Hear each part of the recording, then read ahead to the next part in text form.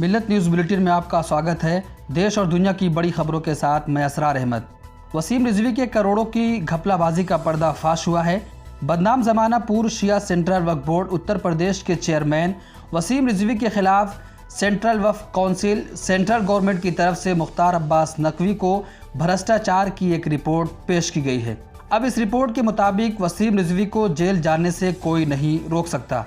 कुछ दिन पहले वसीम रिजवी ने सुप्रीम कोर्ट में एक पिटीशन दाखिल की थी और कहा था कि कुरान की 26 आयतों को कुरान से निकाल दिया जाए। उसके बाद अब वसीम रिजवी का एक बड़ा घोटाला सामने आया है और इस रिपोर्ट के आधार पर वसीम रिजवी को जेल जाने से कोई नहीं रोक सकता। जम्मू कश्मीर की पूर्व मुख्यमंत्री और पीडीपी की नेता महबूबा मुफ्ती ने पासपोर्ट जारी नहीं करने का आरोप लगाते हुए केंद्र सरकार पर हमला बोला है। उन्होंने कहा कि पासपोर्ट कार्यालय ने सीआईडी की रिपोर्ट के आधार पर उनका पासपोर्ट जारी करने से मना कर दिया है। महबूबा मुफ्ती ने तंज कसते हुए कहा कि अगस्त 2019 से कश्मीर में सामान्य स्थिति के मोर्चे पर यही हासिल किया गया है।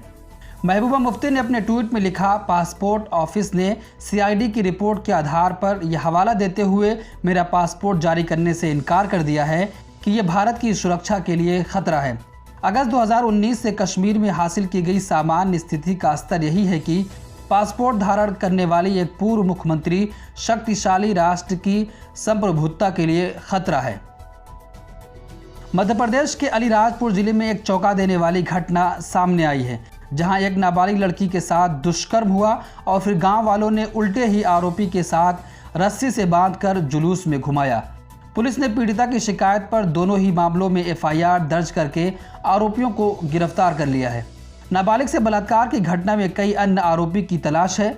अलीराजपुर जिले के एक गांव में 16 साल की लड़की के साथ 21 साल के एक युवक ने कथित तौर पर दुष्कर्म किया।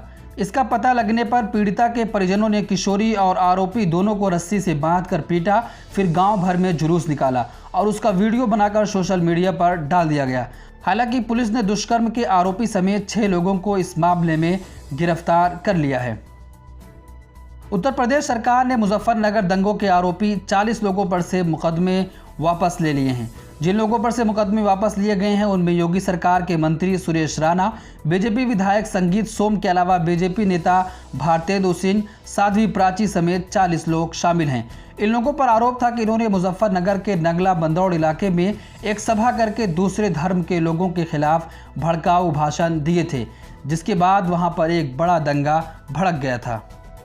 मथुरा में आरएसएस और भाजपा कार्यकर्ताओं द्वारा पुलिस कर्मियों की कथित पिटाई का मामला तूल पकड़ता ही जा रहा है। कांग्रेस की मथुरा इकाई ने कल हुई घटना के संबंध में आरोपियों के खिलाफ प्राथमिकी दर्ज नहीं किए जाने का विरोध किया है और कार्रवाई नहीं होने पर आंदोलन शुरू करने की भी धमकी दी है। कांग्रेस नेता प्रदीप माथुर ने कहा कि जिस तरह से आरएसएस और भाजपा कार्यकर्ताओं द्वारा पुलिस कर्मियों को पीटा गया था, उसने पुलिस को शर्मसार किया है। अपराधियों पर मुकदमा चलने के बजाय पुलिस अधिकारियों को निलंबित कर दिया गया है और हत्या के प्रयास का आरोप भी लगाया गया है। अफगान तालिबान ने अमेरिका को फिर से धमकी दी है। अफगान तालिबान ने कहा कि 1 मई तक विदेशी फौज अगर अफगानिस्तान की जमीन नहीं छोड़ती है तो फिर से दोबारा हमले शुरू किए जाएंगे। अमेरिकी राष्ट्रपति जो बाइडेन ने अपने प्रेस कॉन्फ्रेंस में कहा था कि 1 मई तक अमेरिकी फौज का अफगानिस्तान से निकलना मुश्किल लग रहा है। अब तालिबान ने वार्निंग देते हुए कहा कि अगर फौज निकलने में देरी की गई तो तबाही की सारी जिम्मेदारी भी अमेरिका के कंधों पर होगी। दिल्ली में कोरोना के बढ़ते मामलों के बीच स्वास्थ्य मंत्री सत्येंद्र जैन ने लॉकडाउन की संभावनाओं को खारिज करते हुए कहा कि लॉकडाउन कोरोना वायरस का समाधान नहीं है। उन्होंने माना कि लॉकडाउन करके देखा गया था, उसके पीछे एक लॉजिक था। उस समय किसी को नहीं पता था कि वायरस कैसे फैलता है। तब कहा गया था कि संक्रमित होने से लेकर खत्म होने तक 14 दिन का साइकिल है। उन्होंने कहा कि तब एक्सपर्ट का मानना था कि अगर 21 दिनों के लिए एक्टिविटी को लॉक कर दें तो वायरस फैलना बंद हो जाएगा। इसीलिए लॉकडाउन बढ़ता गया, लेकिन इसके बावजूद कोरोना खत्म नहीं हुआ। उन्होंने कहा कि दिल्ली के स्वास्थ्य मंत्री होने के मुताबिक मुझे लगता है कि लॉकडाउन इसका समाधान नहीं है। इंडोनेशिया के जावा प्रांत में एक तेल रिफाइनरी में भीषण आग लगने से 5 लोग घायल हो गए हैं और 10 लोग लापता हो गए, जबकि सैकड़ों लोग अपने घरों से भागने को मजबूर हो गए हैं।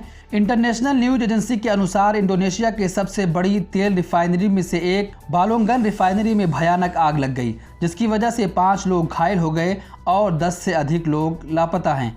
रिफाइनरी में विस्फोट के बाद उठती लपटें आसमान को छू रही थीं और धुएं के बादल पूरे क्षेत्र को कवर कर रहे थे। इलाके के 900 से अधिक निवासियों को सुरक्षित निकाल लिया गया है।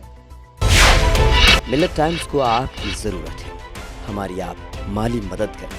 हर महीने सिर्फ 100 रुपये और 1 साल के लिए एक साथ सिर्फ 1000 रुपये। रकम भेजने के लिए यहाँ दिए गए फ़ोन पे, गूगल पे और पेटीएम नंबर का इस्तेमाल कर सकते हैं।